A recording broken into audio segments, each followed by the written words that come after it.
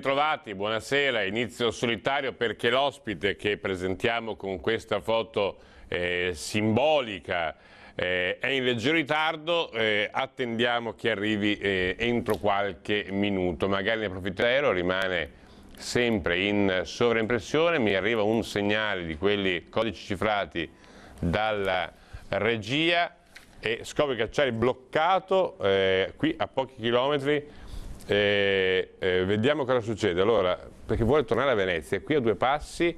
Allora, chiedo al collega se non so davvero perché, poi venire qua un secondo, è una situazione leggermente tra l'imbarazzante e il drammatico.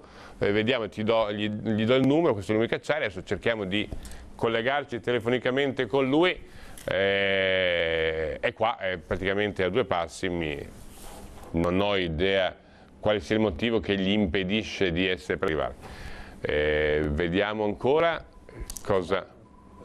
non lo so, aspetta, devo spiegargli, bisogna cliccare due volte da questa parte qua, meccanismi due volte, clicchi là, due volte, ci riproviamo intanto.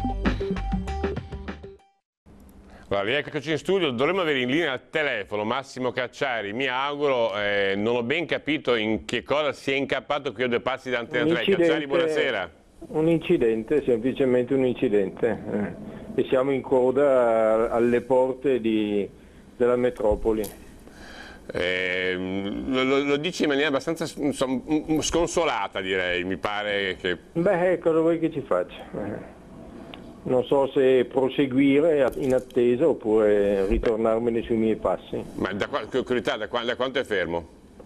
Sono fermo da un quarto d'ora. Però, complimenti all'organizzazione, insomma, nel risolvere che ne so io quanto è grave. un incidente, mi auguro non sia grave. Senta Cacciari, oggi sono 20 anni da Mani Pulite, lei intanto ne approfittiamo, ci fa compagnia, gliela facciamo anche a lei che è fermo in coda. Sì, ma con la piccola differenza che se mi beccano mi tolgono 10 punti di patente. No, se è fermo no. No, andiamo avanti a passo d'uomo. Lei dice. Sto guidando, capito? Un po' si muove, non ha l'auricolare. No, non lo dica così, mi dica di sì. Beh, mi dica qualcosa su Mani Pulite, sono 20 anni di questa pagina di storia italiana. È di questi giorni questo allarme per una corruzione che non parrebbe essere scomparsa, anzi. Se ne stupisce? Mi scusi Fioravanti, ma ho dovuto buttare giù il telefonino proprio perché stavo passando di fronte a due carabinieri. Lo facciamo tutti. Non so se è ancora in linea.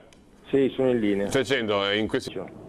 Senta Cacciari, io adesso la lascio, veramente non vorrei essere causa perché io li ho persi i petti. Sto arrivando però, penso tra 5 minuti al massimo di essere da lei. Va bene, d'accordo, grazie mille, okay, speriamo di chiacchierare live 5 minuti.